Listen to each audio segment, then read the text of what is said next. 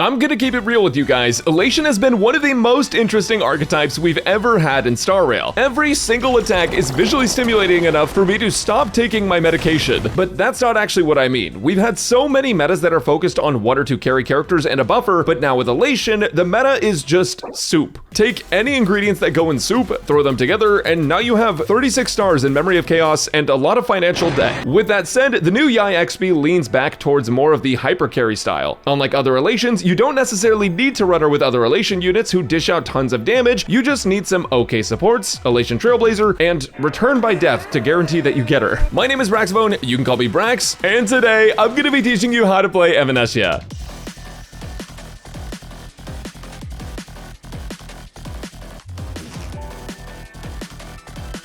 Every time I go to spell Evanescia as I write this script, I question if I did it correctly, but I realize there's actually a really easy way to check your work, and it's to...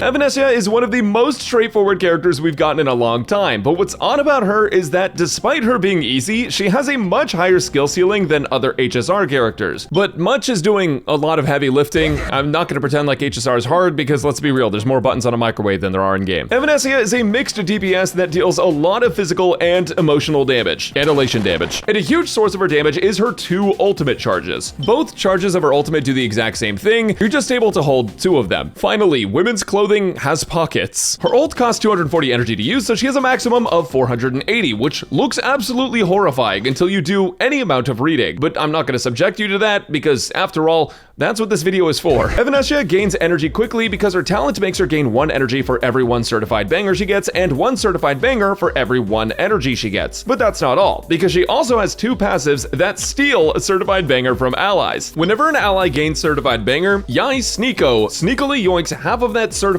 banger for herself. She does literally steal it though, so the other teammate is a little cooked. The other passive that gains banger for her takes 50% of certified banger from allies when they lose it naturally. So after it expires, she'll take 50% of it for herself. That's not thievery, that's recycling. This guy stinks! So the entire time she's yoinking banger from allies, she's also gaining energy, and every attack she does also gains her banger from the energy conversion. It is 2026 though, so if you thought her talent description was done, you would be wrong, because we still have like 4 chapters. Sit back down. Evanescia's passive grants her Elation equal to 20% of her crit damage, meaning that crit damage rolls are actually significantly stronger for her than other characters because it will increase her Elation damage, which she has on her entire kit except her basic attack whenever she has certified banger, as is written in her talent. She also has a fox that does follow-up attacks anytime you gain a total of 240 energy throughout battle and will attack every single 240. Its name is Master Fox, but I think I'll be calling it Mr. Nt Fox. I have no idea what its gender actually is, but it's a spirit in a fictional world in a fictional game, so I don't exactly know how to ask it. Mr. Nt Fox also does Elation damage, but also grants Evanescia 10 energy and thus 10 certified banger when attacking. With the last passive that we haven't talked about, Mr. Nt Fox will apply a 3-turn vulnerability to every enemy after attacking, and yes, we are still talking about her talent. Anyways, now that you know how she gains energy in certified banger and what her fox does and how she converts crit damage to Elation and how she deals Elation damage, I can finally tell you what her ultimate does. Her ultimate, for all intents and purposes, is a bounce skill without being labeled a bounce skill. It deals damage once, then 5 more times to random enemies. But with one of her passives, she'll get additional bounces based on how many enemies are actually on the field. This is where the skill expression bit comes in. It's not a lot, but it's more than everyone else. Bosses in Star Rail have a lot of HP compared to the adds and other enemies next to them, but because her ult targets random enemies, a majority of your damage could just end up hitting random side enemies, which is why it's generally better to wait until there are less enemies alive to use her ultimate, since it will focus all of the damage on the big bad. On top of that, the less enemies there are, the more bounces you get from her passive. Not even Birdman Elvis Presley can bounce like that. Anyways, because you can save up energy for a second ultimate, you actually can hold the first one until an ideal time to use it. This means that knowledge is even more power, and better players will be able to net more damage with her. And no, by better, I do not mean rolled better relics, though that is probably going to be 99% of it. Oh, by the way, and that passive that gives her extra bounces, it also gives her a free 30% crit rate for nothing. She just gets it for free. Her ultimate also deals Elation damage like the rest of her kit, and Elation damage is more powerful when you have more certified banger. And luckily for us, Yai Foxura stacks up an absolutely absurd amount of certified banger. These are truly bank-breaking numbers. These numbers are high enough to buy an American family 6 days worth of rent. When ulting, her relation damage will always account for a minimum of 480 certified bangers, so even if she has one certified banger, she'll still deal damage like it's 480 until it goes higher than that. And just like that, we went back to talking about her talent again.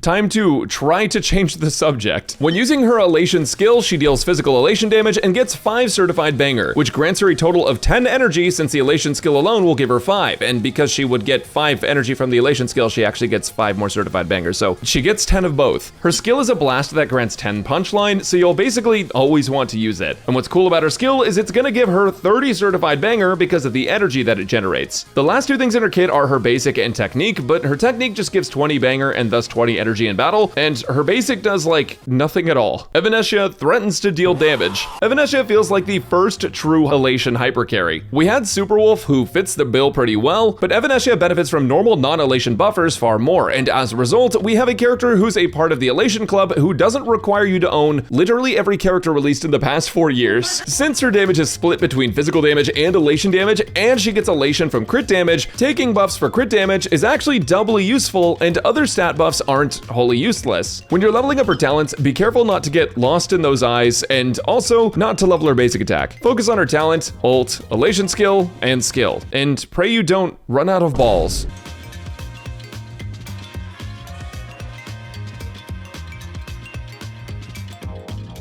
You might be wondering what Evanescia's best relic setup is, but I've got a more important question. If she's a fox, and I'm 99.9% sure she is, why does she have bunny ears? It's an honest question. I have no idea what in the animal kingdom is going on here. At Grok, is this true? Anyways, her best set is Everglorious Magical Girl, which is kind of the main elation set because it grants elation and defense ignore. Anything else on her just isn't really gonna come close. As for planar sets, I'd recommend using Punk Lord Stage 0 for the elation bonus and a huge crit damage bonus when you reach high elation. You can also use Izumo since you'll run multiple elation units on the same team, but that one does perform worse. She gets so much crit rate for free. I found that you can actually use a crit damage chest piece a majority of the time, but you'll want speed or attack boots, an attack or physical damage sphere, and an energy regen or attack rope. That was a lot of options. The boots you use depend on the content and your goals, with attack being able to stockpile more certified banger for attacks and also increasing her regular physical damage. But speed is a bit more consistent across all content, so I recommend that over attack, but attack is an option. As for her planar sphere, attack and physical damage add such a similar amount that you should just choose whichever one has better substats, and as for her rope, energy regen and attack rope end up pretty close, but energy regen performs a little bit better. Ultimately though, it depends on the content, and there could be instances where attack rope does better, just depending on how long fights are and how many ultimates you get. As for substats, this is where Evanescia gets a bit more picky, because she wants a lot of crit. Since she gets so much crit rate, you might as well try to get her crit rate to 100% after buffs. Without the LeBright code, you can just aim for 70% crit rate out of battle. With LeBron and her light cone though, you'll want 60% crit rate. I mean it when I say the rest is all crit damage and trying to get 134 speed with speed boots. And here's a build summary if you just want an example of what you should be building. Most of you guys will be using a crit damage body. Everything else on this is kind of interchangeable, but I definitely prefer speed boots, an orb with good substats, and an energy regen rope. A lot of Evanescia's damage hinges on her light cone though, since elation as a stat is super rare, so let's go over those next.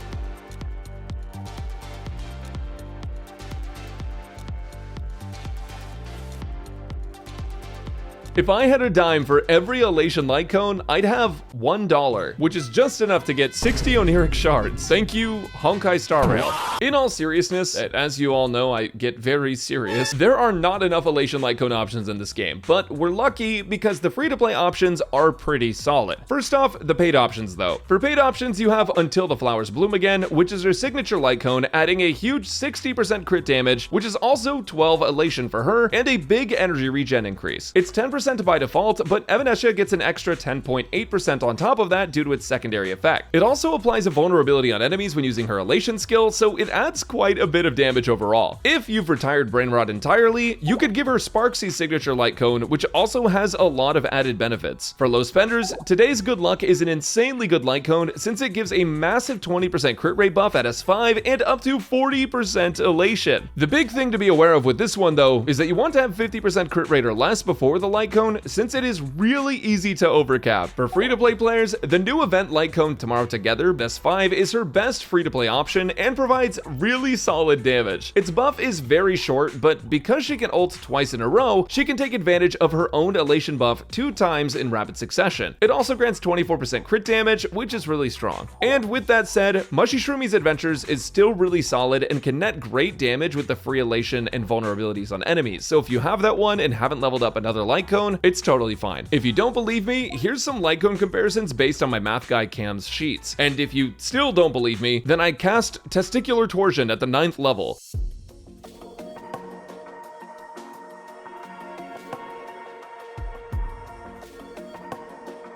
Oh no, I elated all over the screen. Yo, editor, can you just cut that actually? No. This is Evanescia, and she has very long legs. You know what pairs well with long legs? Long light sticks, baby. This is the closest you're getting to free to play on this character. However, it's actually pretty dang good. So this is gonna be a pretty common theme. Ho-Ho is a character you're gonna want in every Evanescia team, and the reason why is because she grants you a ton of energy when she uses her ult, and she's also gonna give you an attack buff. And playing her with Evanescia means that Evanescia can actually take advantage of that attack buff. It's not going to be significant, but because some of her damage is split regular physical damage and not just elation, she does get some benefits from attack. Now, Elation Trailblazer is actually a really solid support for her overall, and you can take Elation Trailblazer with any other elation in a team with Evanescia, and you'll get a lot of value. As always with all of the elation characters, more elation skills is the goal, and Yao Guang will also help with that. Yao Guang is arguably the one premium character aside from Evanescia herself who's in this team, and she is, like I glazed in the Silverwolf video, the greatest unit of all time for elation characters. And you'll see a trend here because every other elation team also has Yao Guang in it. I also don't know why I mixed up the positioning of all the characters, don't mind that. But you can play Evanescia with Sparksy and you can play Evanescia with Silverwolf. Now I got a lot of comments on my pre-release video talking about how other elation characters will be losing damage with Evanescia because she'll be stealing a certified banger. This is true, their elation damage will be reduced because the certified banger that is used to calculate how much damage they're doing is going to be lower. However, something to keep in mind is that you're running 2 elation units and one of them is getting a damage increase from the certified banger that they're stealing. And keep in mind that whenever you lose certified banger on other characters, she is taking it for herself, or at least a portion of it. With that in mind, you are overall going to be gaining certified banger in total, and characters will still be benefiting from it to some degree. Sparksy is still dealing pretty high damage, and Evanescia is also dealing pretty high damage, so this is almost like a dual carry setup. With Superwolf, some people were worried about how it would affect her ultimate, but keep in mind her ultimate is actually based on punchline and not based on certified banger. The damage, of course, is always going to take into account certified banger, but her ultimate energy that she gains is from the punchline. This is my 6th time recording audio today for different videos, and out of the corner of my eye, I feel like Yao Guang is facing the opposite direction. Grok, turn her around. Anyways, the point is that Evanescia can be played with other elation characters, and because elation characters as a whole just deal so much damage, it doesn't really matter if she's stealing certified banger from them because she's still dealing a lot. But if you are worried about it, you can always just run Trailblazer and Yao Guang, and that'll be a pretty solid setup. But right, Brax, I don't have Yao Guang. I only have the old characters. You can run any of these. This is the wrong tab. You can run any of these guys. It's just all right though. Ruanmei's kind of cope, but the only reason that I recommend her is just because you get the res pen, which is a small portion of Yao Guang's kit. So this is like Yao Guang at home. Actually, not even that. This is like Yao Guang at her grandmother's house for a day visit. Sunday and Sparkle are actually pretty decent though. The cool thing about Sunday and Sparkle is that they both add crit damage, and crit damage is going to give her more elation. So in a way, their buffs do directly affect the amount of damage that she's outputting. And Sunday in particular can give her a ton of energy when he ults, so he'll provide quite a bit of value. And Sparkle is able to be run super fast to give her a lot of actions, and her signature light cone will give some crit rate. Sunday will also give crit rate in his kit. So these characters are just kind of stat sticks if you don't have other characters to use in her team. Trust me, either one of these will fill in fine if you're just trying to clear MOC with 3 stars. Tribby is also another character you can use for res pen, and if you have Eidolons on literally any of these guys, it will be significantly more helpful. But keep in mind that these are not the optimal choices. These are just choices to use if you haven't pulled every unit in the past 3 months. And as for sustainers, Ho-Ho is ideal. You really want Ho-Ho. Get this Fox. You need her desperately. The energy gains affect literally everyone but Superwolf, and they kind of indirectly affect Superwolf too, because by giving Yao Guang energy, you're getting more elation skills. By giving Evanescia energy, you're giving her literally 96 energy out of her total pool because it's percent based, and she has 480 max energy. Yeah, Ho-Ho's just literally too good. Tyson's fine because she does a ridiculous amount of damage, and Dunhug's fine because he makes you unkillable, but Ho-Ho is the way to go for sure. And lastly, I call this one Help I Can't Beat Aventurine.